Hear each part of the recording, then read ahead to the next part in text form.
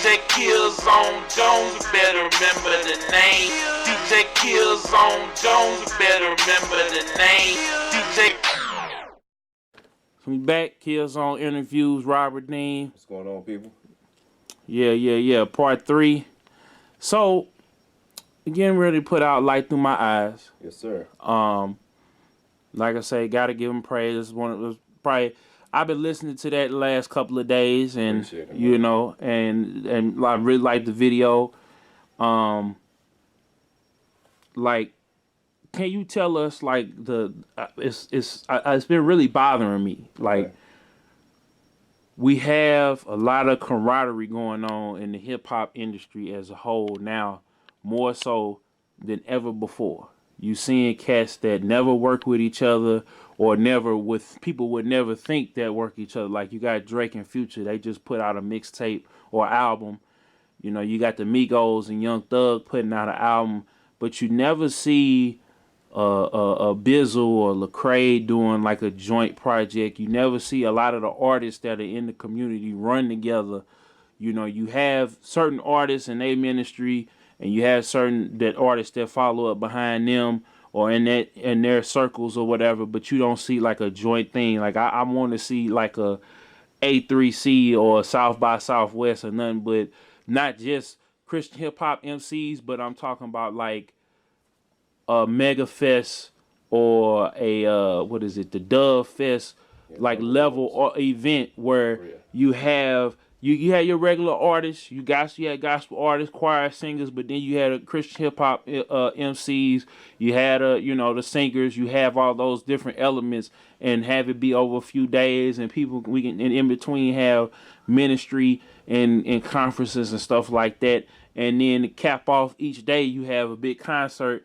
You know, kind of like I say, like XIII or South by Southwest or Lou Fest that we have here in St. Louis, or, you know, the Slum Fest that we have here in St. Louis, and, you know, Riverfront Times Awards, those things. You don't really see that. You see it in the secular world, but you don't see it in the gospel and the Christian hip hop community. Do you know why that is? Because I know, like, we spoke about it before, about how, you know, you kind of proved yourself.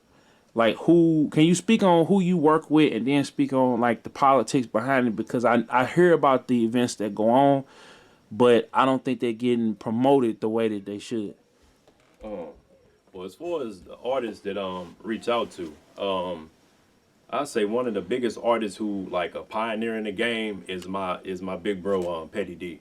Mm-hmm. Like, Petty D been doing this for 10 years. You know what I mean? Another brother that's been doing it for 13 plus years, C. Micah. Like, they were like pillars. You know what I'm saying? Especially C. Micah. You know what I mean? He from Memphis. He now lives in St. Louis, but outside of St. Louis, Petty D. Like, my man Thizzle, he introduced Petty and myself, and Petty and I just formed a relationship, and he just poured into me. You know what I mean? Poured into me and shared some things with me. And they do have award shows, you know, like the Flavor Fest. And they have a gospel section at South by Southwest. But it's not, you know, the Dove Awards, and then you got the Stellar Awards and whatnot. But unless you're in that realm, it doesn't get promoted as much. You know, anything positive really don't get promoted. And as far as touching on as far as collaborations, the problem is the politics, man. We let doctrine separate us. You know, like, you see the collabs with you said Future and Drake. Well, they know it's gonna bring money. You know what I mean? With us, we supposed to be winning, you know, souls for the kingdom, but folks let their doctrine differences stop them from going out.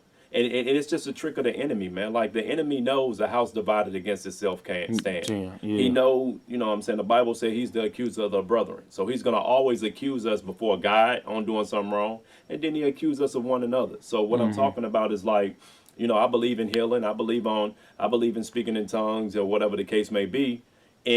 But not in a way where I'm foaming at the mouth on the floor and running up walls looking weird.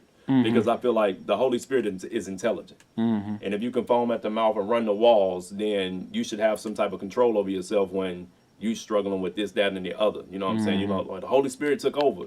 Well, the Holy Spirit is very intelligent. He's not going to put you in harm's way. So that's a whole nother story. My point is, because I believe in that, and this man don't. Well, I don't. We don't agree on everything, so I can't do a song with him. But we agree in Christ. We believe in death, burial, resurrection, Father, Son, Holy Spirit, Triune God. You know what I'm saying? The Godhead. If we believe in those things, the only way through to the Father is through the Son, then we don't disagree on much. Those other things are not essential. Yeah, that's like you said, doctrine and practice. You know what I'm saying? That right there, I think that separates a lot of us. It does, man. And then it does, like, you know, and you would think, like you said, we supposed to be winning souls for the kingdom.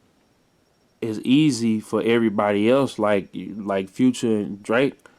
Future is supposed to be, I think, Catholic, and Drake is Jewish. But they, you know, they was able to, you know, for the turn up crowd and all that, they, you know, like you said, they saw the money. Yeah. You know, and this ain't necessarily, exactly, it's not necessarily about the money. It's supposed to be about God, you know. Right. So, and it just, it kind of baffled me, because it's like, man, we got all these people out here, and if we would have come together, I think the youth, you know, they would see that it's another lane.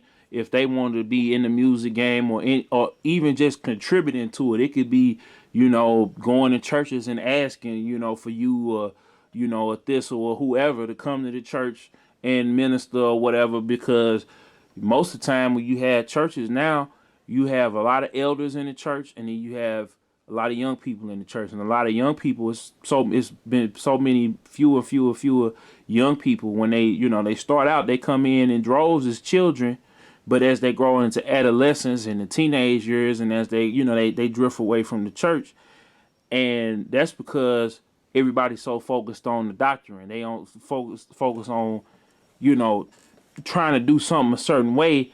But as we fighting over that, we losing the youth. We're losing our future in the church. And, you know, we could go on and on about this, but I'm just, you know, I'm happy that you said that, because a lot of other artists, they're never, I never heard any interviewer ask an artist about this, and I wanted to get your take on it. Yeah. You know, so next thing I want to ask you about is this Guy Can shirt. I really like that shirt. Did you make it? No. My homeboy Ryan Cooper, man, his wife made the shirts. Okay. Like she makes some dope shirts. I actually rocked this in one of the videos that'll be coming out in the near future for my song "Lied to Me." I rocked this, and I did a photo shoot. She had a Jesus shirt where you got Jesus across, but when you get to the S, it's like Superman. And you know, and she made the shirts, man. Shout out to Angela Cooper, man. She just you know, I like supporting people who are making godly apparel, if you will. And gotta give them praise. I have a Sin Isn't Sexy shirt on. And my man Demetrius Radiant Daniels made it. And you know, it's just another element. You know what I mean? Like, as opposed to going into the video and rocking a polo or rocking this or that, which I have before, you know, just supporting the kingdom. You know what I mean? Like, just putting back into the kingdom. So,